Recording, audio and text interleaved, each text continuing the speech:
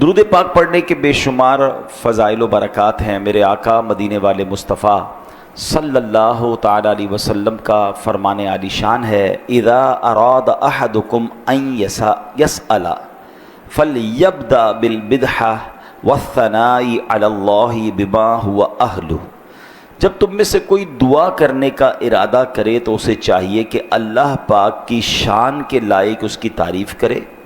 پھر فرمایا ثم لیصلی علی النبی صلی اللہ علیہ وسلم ثم لیسأل بعد فإنہ اجدر ان ینجح، اور پھر نبی پاک علیہ السلام پر درود بھیجے، پھر اس کے بعد دعا کرے کہ یہ دعا کی قبولیت کے زیادہ لائق ہے۔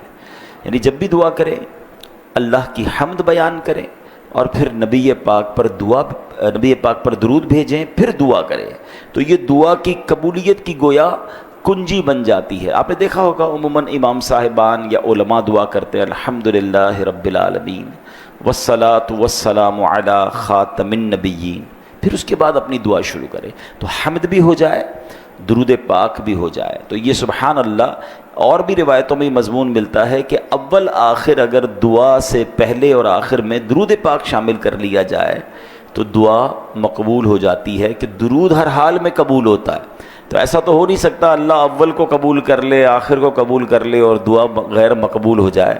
تو اول آخر مقبول چیزیں ہوں گی، درود ہوگا تو انشاءاللہ اللہ نے چاہا دعا بھی قبول ہو جائے گی۔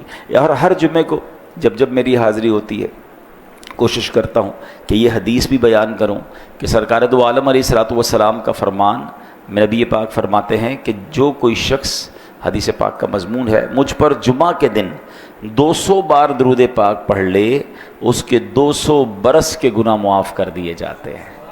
تو جمعے کا دن ویری اسپیشل ڈے، بہت خاص دن ہے، درود پڑھنے کا دن ہے، عبادت کرنے کا دن ہے، اللہ کو راضی کرنے کا دن ہے، نیکیاں کرنے کا دن ہے، 70 گنا ثواب ملتا ہے۔ مفتی احمد یار خان نعیمی فرماتے ہیں کہ اس دن کا شرف اور بزرگی اتنی زیادہ ہے کہ جمعے کو کوئی ایک نیکی کرے اسے 70 ملٹیپلائی بائی 70 گنا ثواب ملتا ہے۔ تو اب تھوڑا سا عقل بندی کا مظاہرہ کریں کہ جمعے کے دن تلاوت کریں، صدقہ خیرات کریں، کسی مریض کی عیادت کرنی ہے تو کریں، اللہ توفیق دے تو تلاوت قرآن کریں، درود پاک پڑھیں، جمعے کی نماز میں پہلے آ جائیں تاکہ یہ دن ہمارا زیادہ سے زیادہ عبادت میں گزرے۔ اللہ مجھے بھی آپ کو بھی جمعے کے دن خوب برکتیں لوٹنے کی توفیق عطا فرمائے۔ محبت کے ساتھ بآواز بلند درود پاک پڑھ لیں، صلو علی الحبیب صلی اللہ تعالی علی محمد صلی اللہ علیہ وسلم۔ آج ایک بار پھر جمعے کے بیان کا جو ہمارا ایک تسلسل ہوتا ہے کہ ہم قرآن پاک کی کچھ آیتوں کا، ایک آیت یا کچھ آیتوں کی تلاوت کرتے ہیں، ترجمہ سنتے ہیں اور پھر اس کے بارے میں جانتے ہیں۔ آج جو آیت ہے وہ بڑی کمال کی آیت ہے پارہ نمبر 1 ہے، سورہ بقرہ ہے اور آیت نمبر ہے 89۔ اللہ قرآن مجید میں ارشاد فرماتا ہے، اعوذ باللہ من الشیطان الرجیم، بسم اللہ الرحمن الرحیم، وَلَمَّا جَاءَهُمْ كِتَابٌ مِّنْ عِنْدِ اللَّهِ مُصَدِّقٌ لِمَا مَعَهُمْ وَكَانُوا مِنْ قَبْلُ يَسْتَفْتِحُونَ عَلَى الَّذِينَ كَفَرُوا فَلَمَّا جَاءَهُمْ مَا عَرَفُوا كَفَرُوا بِهِ فَلَعْنَةُ اللَّهِ عَلَى الْكَافِرِينَ۔ ترجمہ آسان ترجمہ قرآن کنز العرفان۔ اور جب ان کے پاس اللہ کی وہ کتاب آئی جو ان کے پاس موجود کتاب کی تصدیق کرنے والی ہے، اور اس سے پہلے یہ اسی نبی کے وسیلے سے کافروں کے خلاف فتح مانگتے تھے، تو جب ان کے پاس وہ جانا پہچانا نبی تشریف لے آیا تو اس کے منکر ہو گئے۔ تو اللہ کی لعنت ہو انکار کرنے والوں پر۔ بہت کمال کی آیت ہے، اس میں بہت کچھ انشاءاللہ ہم سیکھیں گے۔ اب اس میں نبی پاک علیہ الصلوۃ والسلام کی شان بڑے نرالے انداز میں، بڑے یونیک انداز میں بیان کی گئی ہے۔ اب ذرا اس آیت کریمہ کو ڈیٹیل میں سمجھتے ہیں۔ اللہ قرآن میں ارشاد فرماتا ہے، وَلَمَّا جَاءَهُمْ كِتَابٌ مِّنْ عِنْدِ اللَّهِ مُصَدِّقٌ لِمَا مَعَهُمْ، فرمایا اور جب ان کے پاس اللہ کی وہ کتاب آئی جو ان کے پاس موجود کتاب کی تصدیق کرنے والی ہے، یعنی قرآن کریم ایک ایسی شاندار با کمال کتاب ہے، اتنی بلند رتبہ کتاب ہے کہ اس نے آ کر تورات اور انجیل کی تصدیق کر دی۔ چونکہ قرآن کریم بنی اسرائیل اور آسمانی کتابوں کی شان بڑھانے والی کتاب ہے، ان کے سچا ہونے کی گواہ ہے۔ لہٰذا ان لوگوں کو تو یہ چاہیے تھا کہ جیسے ہی قرآن نازل ہوا فوراً ایمان لے آتے، قرآن پر ایمان لے آتے، اللہ کے آخری نبی پر ایمان لے آتے، کلمہ پڑھ کر مسلمان ہو جاتے۔ مگر ان کی حالت دیکھو کہ نبی پاک علیہ الصلوۃ والسلام کی آمد سے پہلے جذبات اور تھے، اور پیارے آقا علیہ الصلوۃ والسلام کی ولادت کے بعد، نبی پاک کی بعثت کے بعد، اعلان نبوت کے بعد ان کے انداز ہی چینج ہو گیا۔ یہ بڑی کمال کی بات ہے، شاید بہت سارے لوگوں کو نہیں پتا ہوگا کہ اس زمانے کے جو یہودی تھے، بنی اسرائیل کے لوگ تھے، وہ نبی پاک علیہ الصلوۃ والسلام کی گویا آمد کا انتظار کر رہے تھے۔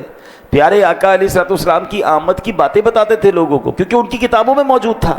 قرآن فرماتا ہے وَكَانُوا مِن قَبْلُ يَسْتَفْتِحُونَ عَلَى الَّذِينَ كَفَرُوا، اور کیا کہتے تھے؟ اور اس سے پہلے اسی نبی کے وسیلے سے کافروں کے خلاف فتح مانگتے تھے، یعنی پیارے آقا علیہ الصلوۃ والسلام کے وسیلے سے اللہ کی بارگاہ میں دعائیں مانگتے تھے، پریشانیوں میں، جنگوں میں آپ علیہ السلام کے نام کے وسیلے دے کر دعا مانگتے تھے اور فتح پاتے تھے۔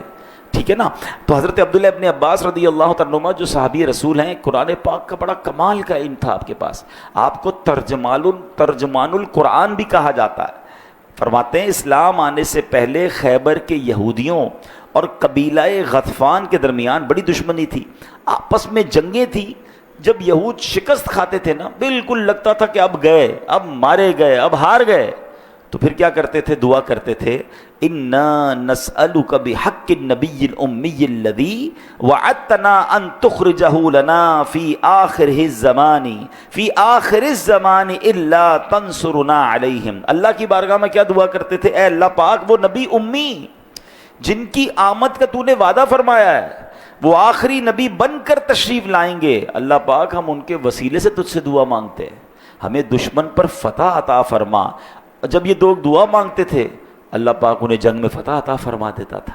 یعنی وہ آسمانی کتابوں پر ایمان رکھنے والے تھے، یعنی اس زمانے کے جو غیر مسلم تھے، جو آسمانی کتابوں کو نہیں مانتے تھے، ان سے جنگ ہوتی تھی، تو ان غیر مسلموں کے مقابلے میں یہ آسمانی کتابوں کے ماننے والے اللہ کی بارگاہ میں نبی پاک کی آمد سے پہلے، یعنی سبحان اللہ، یہاں ایک اور بات سمجھنی ہے، نبی پاک تشریف نہیں لائے، مگر ان کا چرچا ہو رہا ہے، ان کا ذکر ہو رہا ہے، ان کے وسیلے سے دعائیں مانگی جا رہی ہیں۔ شاعر لکھتے نا، ایک میں ہی نہیں ان پر قربان زمانہ ہے، جو رب دو عالم کا محبوب یگانہ ہے، اور اللہ ان کے وسیلے سے مانگی جانے والی دعاؤں کو قبول بھی فرماتا اور جنگوں میں انہیں فتح بھی مل جاتی تھی۔ اچھا، اب یہاں ایک اور بات، سبحان اللہ، نبی پاک علیہ الصلوۃ والسلام پر اب جب یہ جو انصار صحابہ تھے نا، جب نبی پاک مکے سے مدینے گئے تو انصاری صحابہ فوراً ایمان لے آئے۔ مدینے میں اسلام بہت تیزی سے پھیلا، اس کا ایک ریزن تھا۔ علماء نے لکھا کہ جو اس زمانے میں اہل کتاب تھے، یعنی یہودی تھے، وہ انصار کو پتہ ہی کیا کہتے تھے کہ دیکھو آخری نبی کا وقت آنے والا ہے، جیسے ہی آخری نبی آئیں گے ہم ان پر ایمان لے آئیں گے، جیسے ہی آخری نبی آئیں گے ہم ان پر ایمان لے آئیں گے، پھر تم پر غلبہ پا لیں گے۔ انصار کو یہ معلوم تھا کہ آخری نبی آنے والے ہیں، لیکن کہتے ہیں نا کسی کی نسبت، کسی کی قسمت کمال کی ہوتی ہے۔ جب نبی پاک علیہ الصلوۃ والسلام مدینے پہنچے، ہونا تو یہ چاہیے تھا کہ اس زمانے کے جو یہودی تھے، جو اہل کتاب تھے، وہ بھی ایمان لے آتے، مگر وہ ایمان نہ لائے۔ انصار نے دھڑا دھڑ ایمان قبول کرنا شروع کر دیا، وہ صحابی کے مرتبے پر پہنچ گئے، انہوں نے نبی پاک کی اور پورے قافلے والوں کی مدد کی، پورا مدینہ سبحان اللہ آباد ہو گیا۔ کیوں کہ وہ اہل کتاب سے سنتے رہتے تھے کہ آخری نبی آنے والے ہیں، مگر اس زمانے کے یہودیوں نے کیا کیا؟ فَلَمَّا جَاءَهُم مَّا عَرَفُوا كَفَرُوا بِهِ، تو جب ان کے پاس وہ جانا پہچانا نبی تشریف لے آیا تو اس کے منکر ہو گئے۔ اللہ اکبر۔ دیکھیں یہ بھی بڑی اہم بات ہے، اللہ پاک کی خفیہ تدبیر کیا ہے کسی کے بارے میں۔ بعض اوقات لگتا ایسا ہے کہ یہ بندے تو استقبال کرنے کے لیے تیار بیٹھے ہیں، مگر نصیب میں ایمان نہیں تھا، ایمان نہ لائے۔ بنی اسرائیل کو چاہیے تو یہ تھا کہ اللہ کے حبیب علیہ الصلوۃ والسلام کے قدموں پر نثار ہو جاتے، دو جہاں کی بھلائیاں پا لیتے، مگر افسوس وہ جانے پہچانے نبی صلی اللہ علیہ وسلم کی تشریف آوری پر برکتیں لوٹنے کی بجائے ان کا انکار کیا، ان پر بدبختی غالب آئی اور کفر کے گہرے گڑھے میں جا گرے۔ قرآن کیا کہتا ہے؟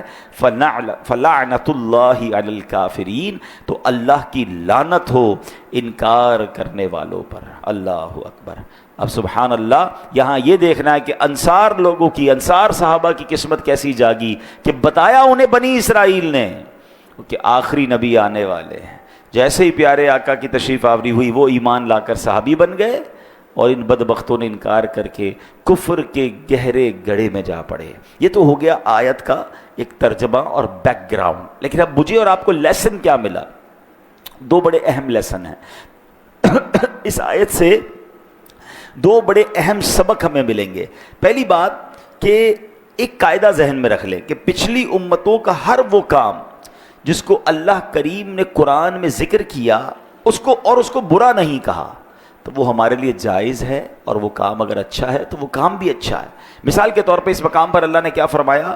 وَكَانُوا مِن قَبْلُ يَسْتَفْتِحُونَ عَلَى الَّذِينَ كَفَرُوا، اور اس سے پہلے یہ اسی نبی کے وسیلے سے کافروں کے خلاف فتح مانگتے تھے۔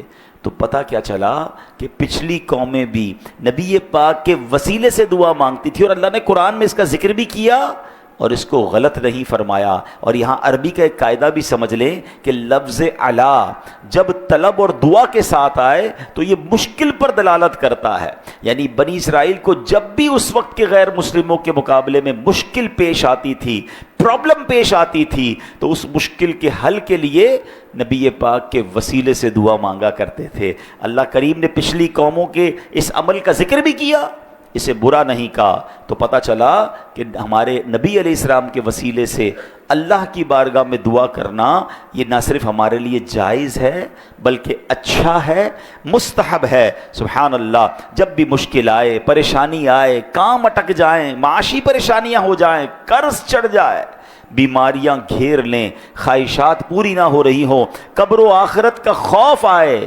جہنم کے ذکر سن کر دل پھٹنے لگے، ہمیں چاہیے کہ نبی پاک علیہ الصلوۃ والسلام کے وسیلے سے دعا کریں۔ ان کا وسیلہ اللہ کی بارگاہ میں بڑا مقبول ہے۔ سبحان اللہ، سیدی اعلیٰ حضرت امام عشق و محبت کیا خوبصورت انداز میں اللہ کی بارگاہ میں وسیلہ پیش کرتے ہیں نا کہ یا الہی ہر جگہ تیری عطا کا ساتھ ہو، جب پڑے مشکل شہ مشکل کشا کا ساتھ ہو، یا الہی بھول جاؤں نزعہ کی تکلیف کو، شادی دیدار حسن مصطفیٰ کا ساتھ ہو، یا الہی جب بہیں آنکھیں حساب جرم میں، ان تبسم ریز ہونٹوں کی دعا کا ساتھ ہو، یا الہی رنگ لائیں جب میری بے باکیاں، ان کی نیچی نیچی نظروں کی حیا کا ساتھ ہو۔ اچھا، ہو سکتا ہے ابھی بھی کسی کے ذہن میں ہو کہ جناب یہ نبی پاک کے وسیلے سے دعا مانگنا ٹھیک ہے، پچھلی قومیں تو کرتی تھیں، کیا صحابہ کا بھی یہ عمل رہا؟ کیا ایمان لانے کے بعد مسلمانوں نے بھی یہ کام کیا؟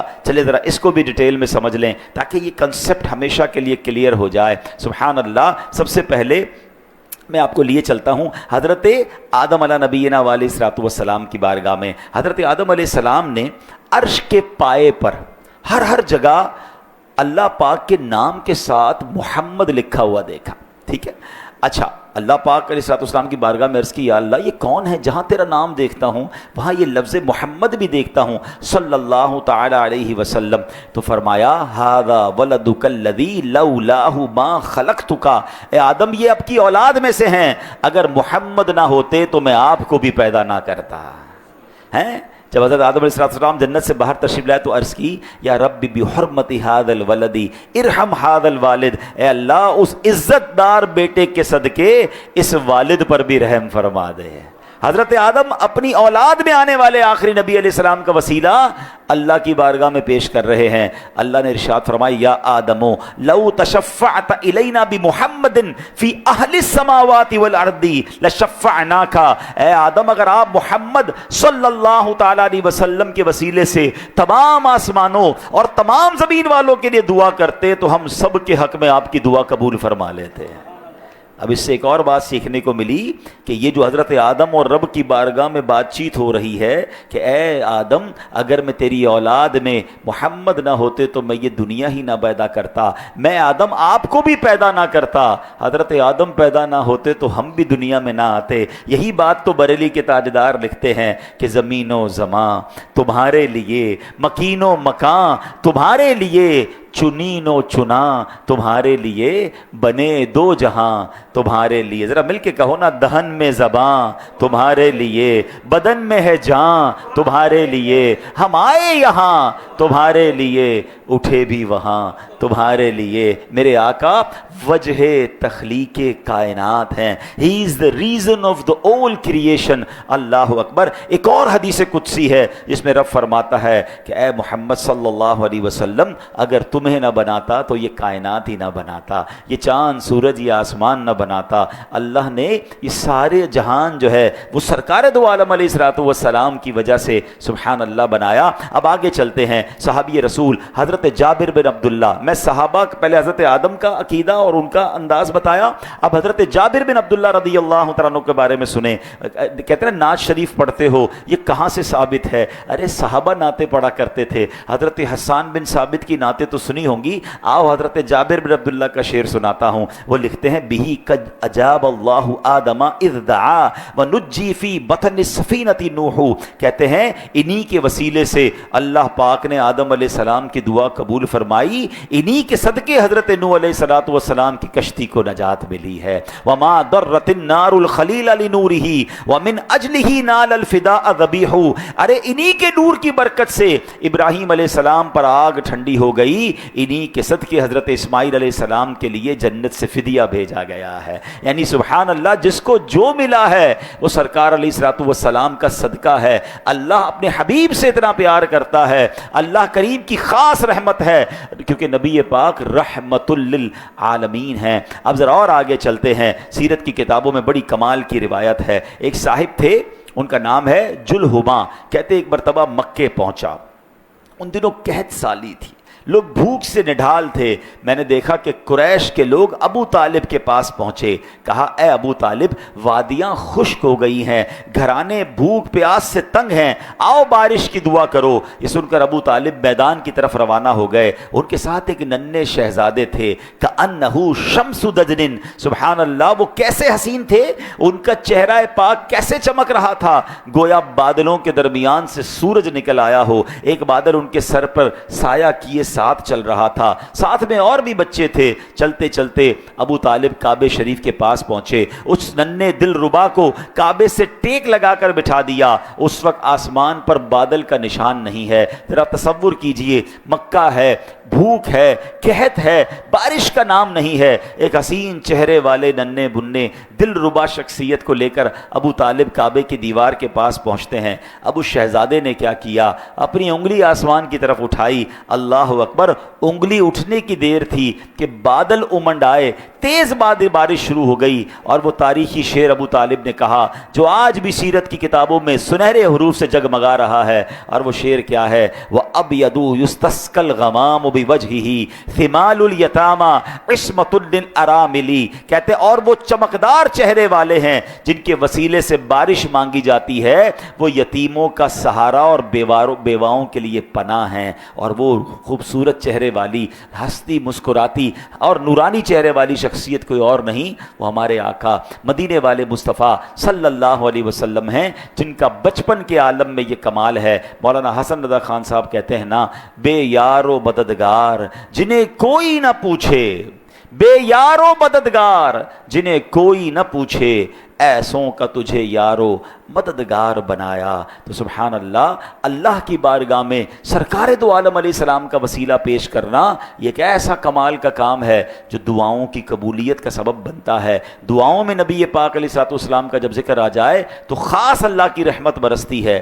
منقول ہے مراکش کا شہر فاس، بڑا مشہور شہر ہے، وہاں ایک نیک عورت رہتی تھی، اس کی بڑی کمال کی اور بڑی یونیک عادت تھی کہ جب بھی اسے کوئی پریشانی ہوتی تھی نا، ڈیفیکلٹی ہوتی تھی، وہ کیا کرتی، آنکھیں بند کر کے پیار دونوں ہاتھ اپنے چہرے پہ رکھتی اور آنکھیں بند کر کے بڑی محبت سے کہتی محمد صلی اللہ علیہ وسلم، بس سرکار علیہ السلام کا بڑے پیار سے نام لیتی تھی۔ اس کی وہ پریشانی دور ہو جاتی تھی، ذکر مصطفیٰ کی برکت سے اس کی پریشانی دور ہو جاتی۔ اس کا انتقال ہوا، قبر میں جب اس کو اتار دیا گیا تو کسی رشتہ دار نے خواب میں دیکھا کہ تمہارے ساتھ کیا معاملہ ہوا؟ تو کہتی ہے کہ میرے پاس منکر نکیر فرشتے آئے تھے، سوال کرنے آئے۔ میری تو ایک عادت تھی، جب کوئی ٹینشن سامنے آتی میں اپنے دونوں آنکھوں پر چہرے پہ ہاتھ رکھ کے سرکار کا نام لیتی، اللہ ان کے نام کی برکت سے میری مشکل دور کر دیتا۔ کہتی میں نے چہرے پہ ہاتھ رکھا، نبی پاک کا نام لیا، اور جب میں نے چہرے سے ہاتھ ہٹایا تو دونوں فرشتے واپس جا چکے تھے۔ تو یہ وہ نام ہے، نبی پاک کا ذکر وہ ذکر ہے جو مصیبتوں کو دور کر دیتا ہے، جو پریشانیوں کو دور کرتا ہے۔ یقیناً مشکل دور کرنے والی ذات، یقیناً مدد کرنے والی ذات صرف رب کی ذات ہے، مگر سبحان اللہ، اللہ کی بارگاہ میں ذکر مصطفیٰ اتنا پیارا ہے، بلا تمثیل سمجھاتا ہوں۔ یقیناً اللہ اولاد سے پاک ہے، وہ نہ کسی کا والد ہے نہ اس کا کوئی بیٹا ہے، مگر سمجھانے کے لیے کہہ رہا ہوں کہ اگر کسی سخی کے پاس جا کر اس کے پیارے بچے کا ذکر کیا جائے، یا اس کے کسی پیارے فیملی ممبر کا ذکر کیا جائے، یا اس کا وسیلہ پیش کیا جائے، تو سخی بھی کہتا ہے میرے بچے کا نام لے رہا ہے، میرے کسی پیارے کا نام لے رہا ہے۔ سخی اپنے در سے خیرات دیتا ہے، میرے رب کے ہاں کوئی اولاد نہیں، وہ لم یلد ولم یولد ہے، مگر سبحان اللہ اپنے حبیب سے اسے بڑا پیار ہے۔ ارے جب جس کے صدقے کائنات بنائی ہے، جب اس کا ذکر اس کی بارگاہ میں پیش کرتے ہیں تو اپنے کرم کے دروازوں کو وہ کھول کر ہماری جھولیاں بھر دیتا ہے۔ تو آج قرآن مجید کی آیت اور صحابہ اور انبیاء کے انداز سے ہم نے سیکھا کہ سبحان اللہ پچھلی قومیں بھی نبی پاک علیہ الصلوۃ والسلام کا وسیلہ پیش کر کے اللہ کی بارگاہ میں دعائیں کرتی، اور رب کریم ان کی دعاؤں کو قبول فرماتا۔ اچھا، اس آیت میں ایک اور بڑی خوبصورت بات کہ فَلَمَّا جَاءَهُم مَّا عَرَفُوا، تو جب ان کے پاس وہ جانا پہچانا نبی تشریف لے آیا تو سبحان اللہ قرآن نے ایک اور یونیک شان نبی پاک کی بیان کی کہ آپ جانے پہچانے نبی ہیں۔ معلوم ہوا کہ اہل کتاب سرکار دو عالم علیہ السلام کی دنیا میں آنے سے پہلے انہیں پہچانتے تھے، فرمایا فَلَمَّا جَاءَهُم مَّا عَرَفُوا، تو جب ان کے پاس وہ جانا پہچانا نبی تشریف لے، کیسے جانتے تھے؟ اللہ قرآن میں ایک اور جگہ ارشاد فرماتا ہے الذین آتیناہم الکتاب یعرفونہ کما یعرفون ابناءہم، فرمار وہ لوگ جنہیں ہم نے کتاب عطا فرمائی ہے وہ اس نبی کو ایسا پہچانتے ہیں جیسے وہ اپنے بیٹوں کو پہچانتے ہیں، ایسا پہچانتے تھے۔ اپنے بیٹے کو ہم کیسے پہچانتے ہیں؟ 100 بچوں کے درمیان بندہ اپنے بیٹے کو پہچان لیتا ہے، اس کی آواز پہچان لیتا ہے، اس کے چلنے کو پہچان لیتا ہے، اس کی سٹائل سے پہچان لیتا ہے یہ میرا بیٹا ہے، کیونکہ اپنی اولاد ہے نا۔ سبحان اللہ، قرآن نے مثال کیسی دی کہ جیسے اپنی اولاد کو پہچانتے تھے، نبی پاک کی آمد سے پہلے ہی سرکار دو عالم علیہ السلام کے وہ اوصاف انہیں معلوم تھے، گفتگو کے ہر انداز سے پہچانتے، میرے آقا کی ہر ادا سے وہ پہچانتے تھے کہ اللہ کے آخری نبی سبحان اللہ آنے والے ہیں۔ اللہ اکبر۔ نبی پاک علیہ الصلوۃ والسلام کی آمد سے پہلے لوگوں نے نشانیاں بیان کی، ذرا غور سے سنیے گا، یہ کیسا میلاد کا ذکر ہے، یہ کیسی نبی پاک کی آمد کا ذکر ہے، سنیے گا۔ ملک شام کی اہل کتاب یعنی تورات اور انجیل پر ایمان رکھنے کا دعویٰ کرنے والوں کے پاس حضرت یحییٰ کے خون مبارک سے آلود ایک سفید جبہ تھا۔ ان کی کتابوں میں لکھا تھا کہ جس رات اس جبے سے خون ٹپکے جان لو کہ وہ رات والد مصطفیٰ حضرت عبداللہ کی ولادت کی رات ہوگی۔ چنانچہ جس رات حضرت عبداللہ رضی اللہ تعالیٰ عنہ کی برت ہوئی، اس جبے کے ذریعے ملک شام میں یعنی سیریا میں اہل کتاب کو پتہ چل گیا کہ آپ کے والد پیدا ہو گئے ہیں، اور معاذ اللہ وہ حضرت عبداللہ کو قتل کرنے کے ارادے سے حرم میں پاک آئے، مگر اللہ کریم نے ان کے اس شر سے انہیں محفوظ رکھا، وہ نامراد لوٹ گئے۔ اب جو بھی حرم میں پاک جاتا تھا ملک شام والے ان کے بارے میں پوچھتے تھے کہ حضرت عبداللہ کے بارے میں بتاؤ، اور جناب حضرت عبداللہ کا نور پھر آب و تاب سے چمکنے لگا۔ تو کہنے کا مقصد یہ ہے کہ ان کی کتابوں میں نہ صرف نبی پاک کی آمد کی نشانی موجود تھی بلکہ آپ کے والد کب پیدا ہوں گے یہ بھی ڈیٹیل کے ساتھ موجود تھا۔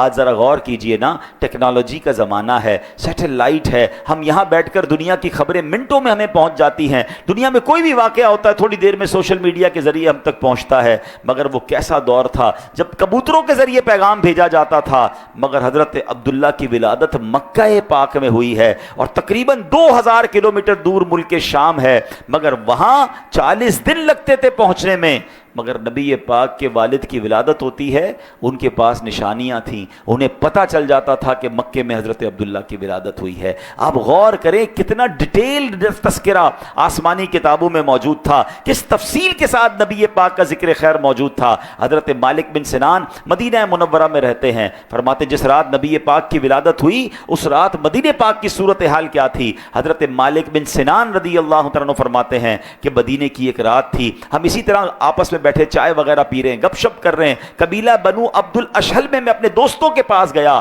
وہاں یوشا نامی ایک یہودی تھا، کیا دیکھتا ہوں کہ لوگوں کو اس نے جمع کیا ہوا ہے، کہہ رہا ہے احمد نبی کی آمد کا وقت قریب ہے، وہ مکے میں تشریف لائیں گے، پھر اس کے بعد یوشا کا نے نبی پاک علیہ السلام کا حلیہ مبارک اور تفصیل کے ساتھ اوصاف بیان کیے۔ حضرت مالک بن سنان کہتے ہیں میں سننے لگا، مجھے باتیں بڑی عجیب لگی، یہاں سے اٹھ کر اپنے قبیلے میں آیا، یہاں دیکھا کہ وہاں بھی ایک شخص ہے جس نے لوگوں کو جمع کیا ہے اور آخری نبی کی آمد کی باتیں کر رہا ہے کہ بس وہ آنے والے ہیں، ان کی آمد کے تذکرے ہیں۔ اسی دوران ایک شخص نے کہا قد طلع الكوكب الاحمر الذي لم يطلع الا بخروج نبی وظهوره ولم يبق احد الا احمد وهذه مهاجره، فرمایا وہ سرخ ستارہ جو صرف اور صرف کسی نبی کی ولادت کے وقت نکلتا ہے وہ نکل چکا، اور اب نبیوں میں صرف احمد نبی صلی اللہ علیہ وسلم ہی باقی ہیں، وہ تشریف لائیں گے اور یہ شہر مدینہ ان کی ہجرت کا مقام ہے۔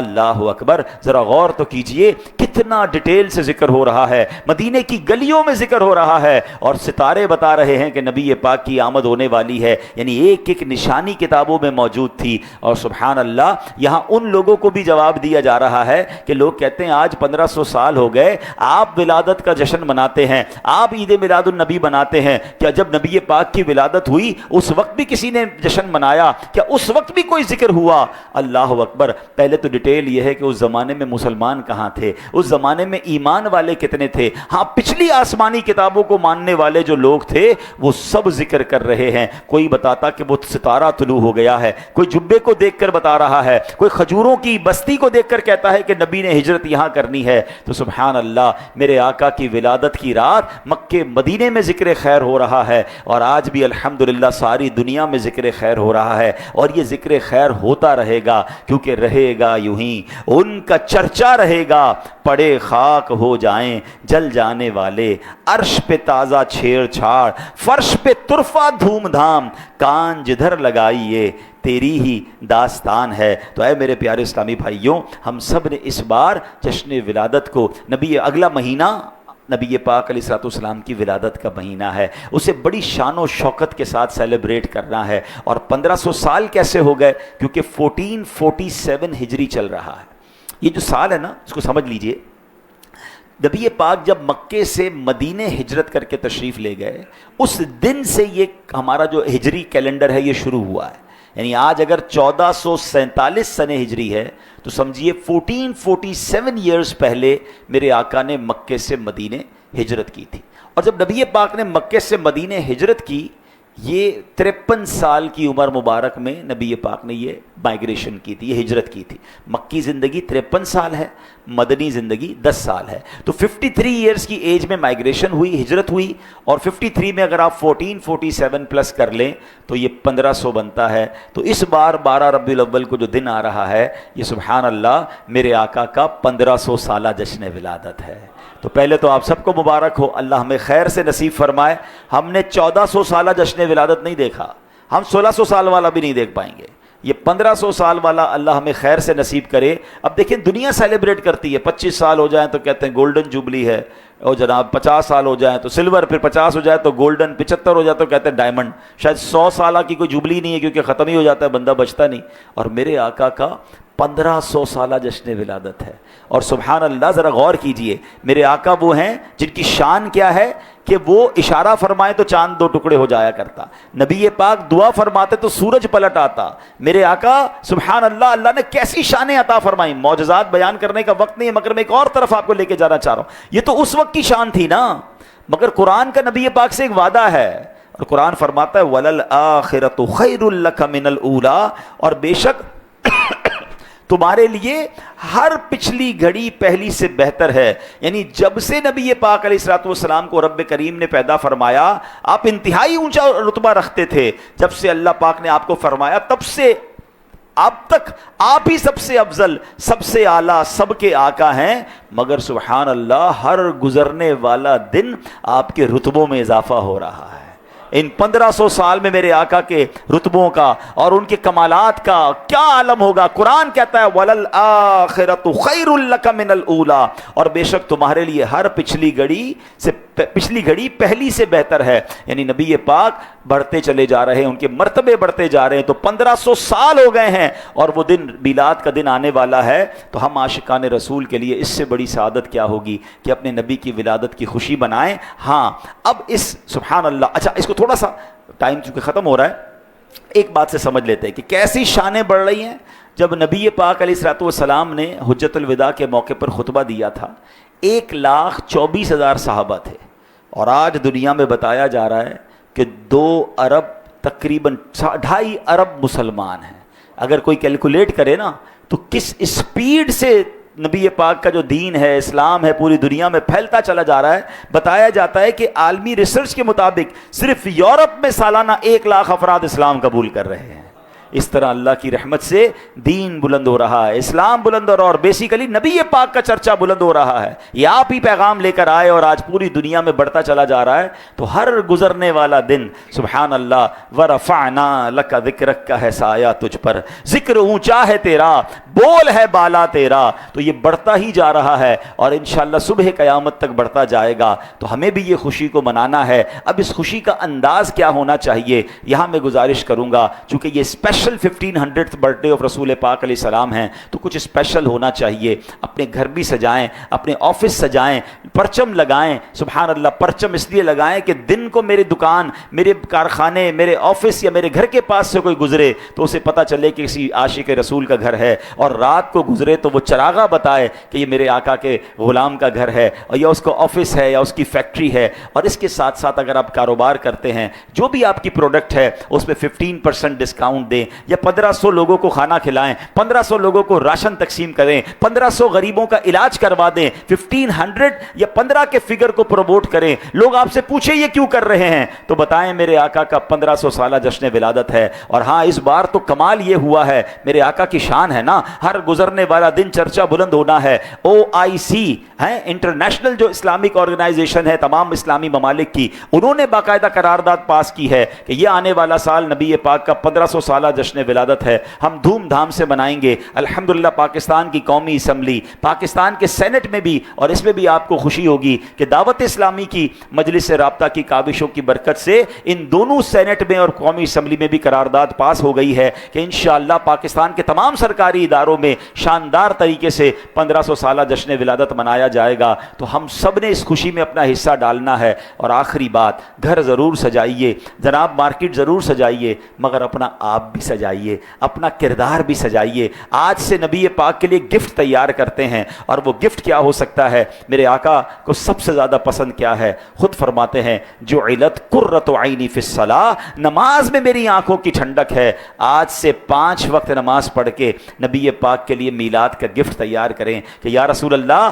آپ کا 1500 سالہ جشن ولادت ہے، اب میری کوئی نماز قضا نہیں ہوگی. اس بار سچ بول کر میلاد بنانا ہے، وعدے پورے کر کے میلاد بنانا ہے، مسلمانوں کی ہیلپ کر کے میلاد بنانا ہے، اور یہ سارے تحفے نبی پاک کی بارگاہ میں پیش کرنے ہیں. اللہ کریم ہمیں ان سالوں میں خاص طور پہ ربیع الاول کے دنوں میں خوب نیکیاں کرنے، اور خاص طور پر ہو سکے تو پہلی ربیع الاول سے 12 ربیع الاول تک روزانہ 1500 بار درود پاک پڑھ کے نبی پاک کی بارگاہ میں درود و سلام کا تحفہ بھی پیش کریں. تو انشاءاللہ کیا پیش کریں جانا، کیا چیز ہماری ہے، یہ دل بھی تمہارا ہے، یہ جان بھی تمہاری ہے. ہم اپنی حیثیت کے مطابق تحفہ پیش کریں، اور پھر نبی پاک کی رحمت سے جب عطائیں ہوں گی تو ان عطاؤں کا شمار کچھ اور ہی ہوگا. اللہ ہمیں ربیع الاول کی برکت نصیب فرمائے. ویڈیو دیکھنے کا شکریہ.